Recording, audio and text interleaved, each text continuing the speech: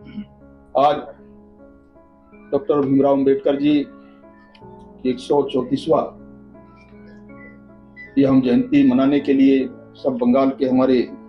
साथी यहाँ पर विशेष तौर से आईटी सेवा के एसटीएससी एसोसिएशन के हमारे सारे मित्रों को मैं बधाई देता हूँ। और आज हमारे कार्यक्रम में विशेष तौर से हमारे श्री नीरज कुमार जी जो हमारे प्रिंसिपल कमिश्नर हैं आईटी से, आदरणीय नीरज कुमार जी, अभी हमारे Sanjay Gupta ji president waste Bengal unit, हमारे जनरल सेक्रेटरी बाबा साहब Bhosle ji secretary general, doctor Sushant Das ji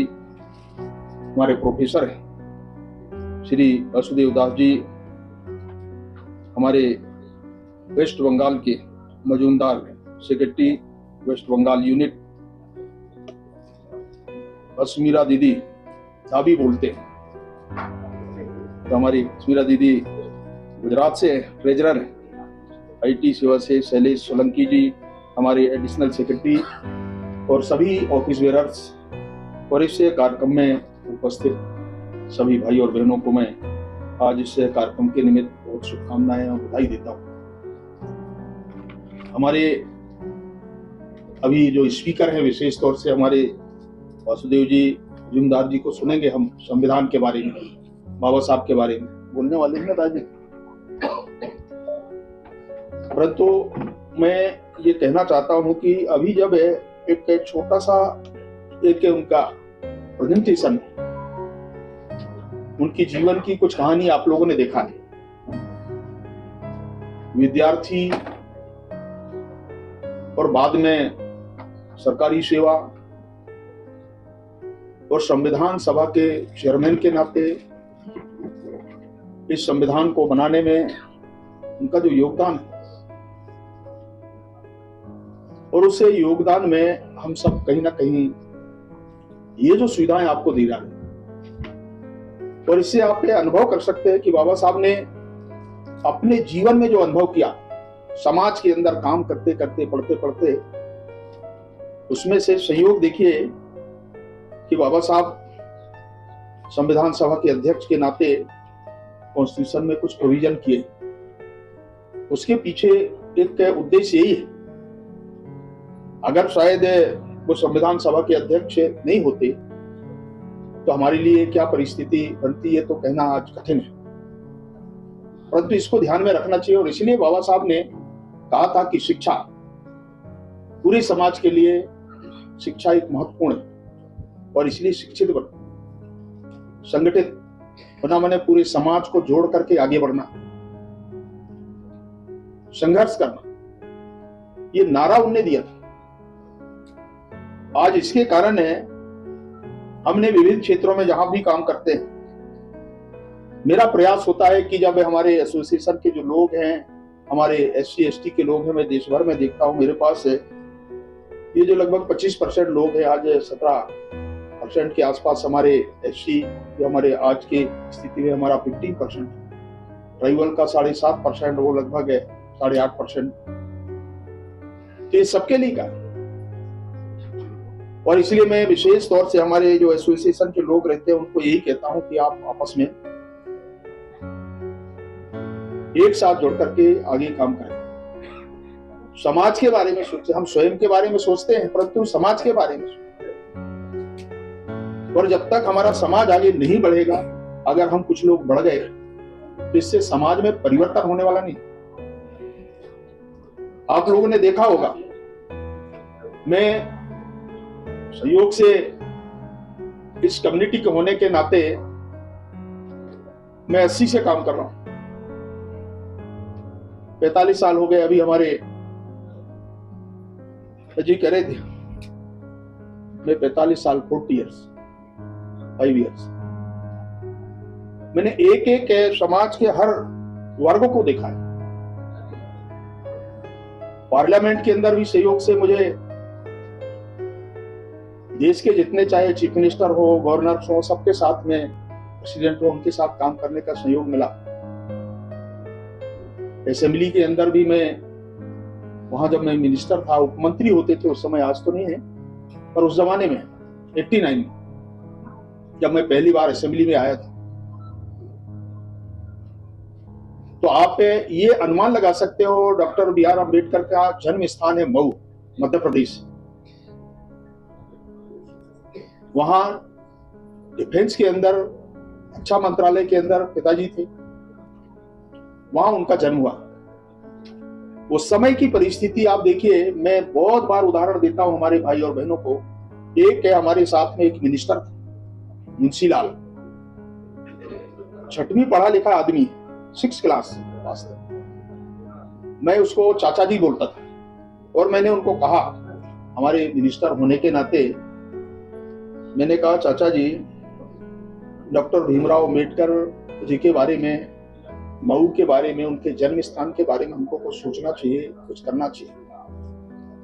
आज उनका जो जन्म स्थान है का जो स्मारक,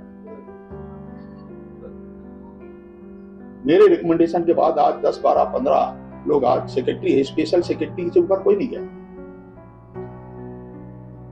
ऐसे कई निर्णय हमने किया। इसके कारण समाज के लोगों को, अगर कोई IAS, IPS, IRS या इंडियन सर्विसेज के लोग हैं, उनकी कितनी वहां तक है पहुंच बढ़ी, तो ये हमने देखा। और इसलिए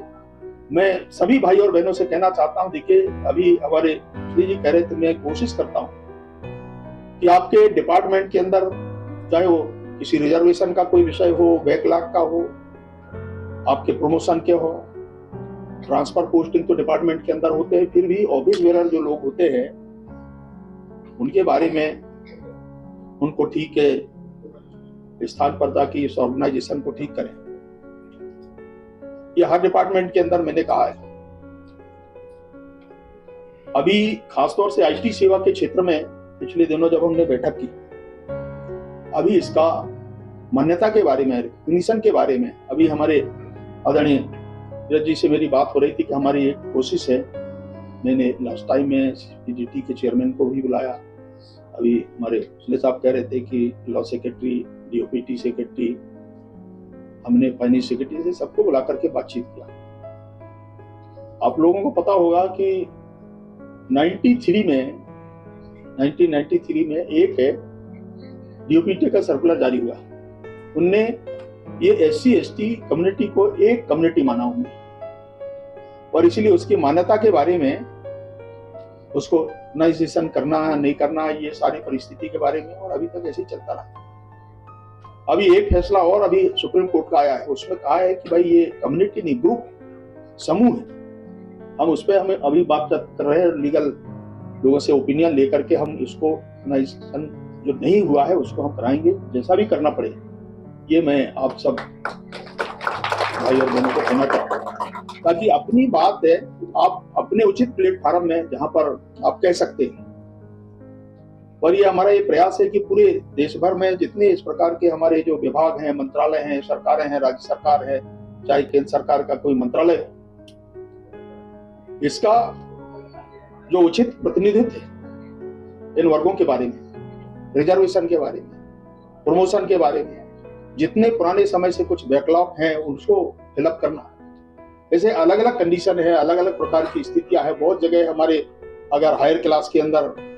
प्रमोशन में एक समय सीमा के अंदर जाना चाहिए, वहां तक नहीं पहुंच पाते, उसके लिए भी हमने कोशिश करते हैं कि उसमें हमारे लोगों में वो जो क्षमता है, बार बार एक विषय आता है एफिशिएंसी का, हम इसके बारे में भी हम सबको प्रयास करना पड़ता है। आपने देखा होगा, इससे आप अनुभव कर सकते हैं कि वास्तव में इसको कितना परिश्रम करना पड़ता है। इसके लिए हम चाहते हैं हमारे लोगों का भला कैसे हो सकता है, उनको इसका लाभ कैसे पहुंच सकता है, जहां तक उनको पहुंचना चाहिए, उनकी जो क्षमता है उस आधार पर उसको लाभ मिलना चाहिए। पर एक ही उसका तरीका है कि बाबा साहब ने जैसे कहा कि हम साथ में मिलकर के, संगठित होकर के आगे बढ़ेंगे, संघर्ष करेंगे, तो ही आपको लाभ मिलेगा। एक दूसरा पक्ष है वेलफेयर का भी।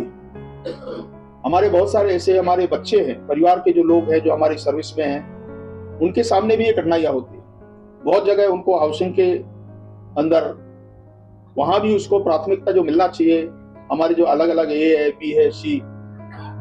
ये जो 8 के हैं, टी है, तो उनके लिए जहां तक हाउसिंग का जो मामला है वो भी हमने देखा है कि बहुत बार हमारे लोग उस सुविधा से भी वंचित हो जाते हैं। उसके जो भी अनाउंस वगैरह है अपने अपने डिपार्टमेंट के अंदर, उसका लाभ मिलता है, परंतु बहुत बार इसकी कठिनाई होती है उनके बच्चों के लिए, शिक्षा के लिए, पढ़ाई लिखाई के लिए। तो ये जो हर सेक्टर के अंदर जो कठिनाई है उसमें भी हम क्या अच्छा कर सकते हैं, वो कोशिश वेलफेयर की दृष्टि से करते हैं, उनकी शिक्षा के लिए, हेल्थ के लिए। बाकी डॉक्टर साहब के लिए बहुत जगह प्रतिमा, बहुत से ऐसे स्थानों में अभी भी लोग हमारे पास आते हैं, एसोसिएशन के लोग, कि हमारे B.R. अम्बेडकर जी की प्रतिमा स्थापित नहीं है। ऐसे अलग अलग विभागों के अंदर या हमारे जो क्रम है उनके अंदर ये इस नाते नहीं, डॉक्टर भीमराव अम्बेडकर जी के बारे में जैसा हम अनुभव करते हैं कि संविधान निर्माता, इस नाते उनका प्रतिमा लगना चाहिए। हमारे देश में जब इतने बड़े बड़े लोग हैं या इसके पहले जो लोग रहे उनकी सभी की प्रतिमाएं, तो डॉक्टर साहब की प्रतिमा भी क्यों नहीं लगना चाहिए। हमने बहुत सी जगह मैंने कोशिश करके जहां जहां डिमांड या जरूरत ऐसा लगता है हम उसके लिए किए। आप सबको पता है कि दिल्ली के अंदर मैं संयोग से उस समय भी अटल जी के समय ये जो एक पर जो रोड है जहां पर आज इंटरनेशनल स्तर का जो स्मारक बना है, म्यूजियम बना है, ये भी सहयोग हमारे जैसे लोगों को मिला है, कभी इसके पहले था नहीं। मुंबई के अंदर देखें, नागपुर के अंदर देखें, बाबा साहब जहां अध्ययन किए, ये जो पंच तीर्थ की हम बात करते हैं, मैंने आंखों से देखा है, इसके पहले कभी नहीं हुआ। और ये इसके कारण संभव हुआ है कि बार बार हम जो भी प्राइम मिनिस्टर रहा हो, चाहे वो किसी हाउस के अंदर हो, कभी किसी डिबेट में हो, चर्चा में हो, या सरकारों के अंदर हो, हमने हमेशा इस बात के लिए कोशिश किया। और इसका ये परिणाम है कि धीरे धीरे आज डॉक्टर भीमराव अम्बेडकर जी के बारे में, उनके जीवन के बारे में, उनके जो किए हुए कार्य हैं उसके बारे में, संविधान के बारे में आप कभी भी आप देख सकते हैं। जाकर के कभी दिल्ली जाते हैं तो जरूर आप हमारा जो इंटरनेशनल म्यूजियम जो बना है, मैं तो प्रधानमंत्री नरेंद्र मोदी जी को भी बधाई देता हूं, और उस समय हमारे अटल जी थे जो ने फाउंडेशन किया था। आगे पीछे कभी भी हो सकता था, परंतु कभी इसके बारे में, डॉक्टर साहब के बारे में विचार नहीं हुआ। हमारे प्रोफेसर लोग सभी जानते हैं, परंतु जो कानूनी तौर से संविधान के दायरे में, संविधान के जो प्रावधान है उसके अंदर हम क्या क्या फैसिलिटी दे सकते हैं, ऐसे महान व्यक्ति के बारे में ये समाज के लोगों को पता ही होना चाहिए। और इसलिए मैं आज केवल इतना ही कहना चाहता हूं कि आप लोगों से संबंधित जो भी है, हमारे सभी एम्प्लॉई अलग अलग आप लोग देखते होंगे, और इसलिए मैं जो संभव हो सकता है इसके लिए एसोसिएशन के नाते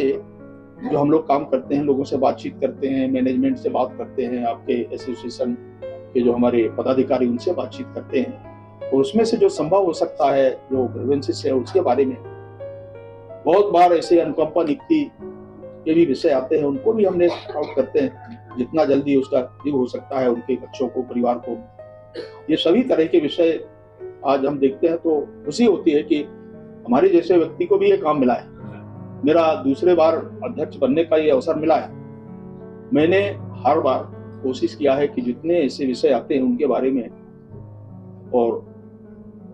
जो भी प्लेटफॉर्म है उसके अंदर चर्चा करना। और इसलिए मैं आज हमारे वेस्ट बंगाल की जो इकाई है, यूनिट है, वैसे हमारे देश के लगभग कितने 18 यूनिट अलग अलग रीजन से, हमने पिछले टाइम गुजरात में बैठे थे, जैसे आज आपके बंगाल के अंदर जैसे अलग अलग रीजन्स के अंदर लोगों से बातचीत होती है। और मैं ये कहूँगा IT सेवा के हमारे साथियों को कि आपके एसोसिएशन के बारे में हम बहुत चिंता कर रहे हैं, और हम इसको रिकॉग्नाइज कराएंगे, कुछ भी करना पड़ेगा। ये जरूर मैं आज इस अवसर पर कहना चाहता हूँ। और एक बार फिर डॉक्टर भीमराव अम्बेडकर जी की इस जन्म जयंती के अवसर पर आप सब यहाँ बड़ी संख्या में उपस्थित हुए हैं, मैं आप सबको शुभकामनाएं देता हूँ। और एक बार फिर B.R. अम्बेडकर जी को स्मरण करते हुए उनको प्रणाम करता हूँ। आप सबको धन्यवाद।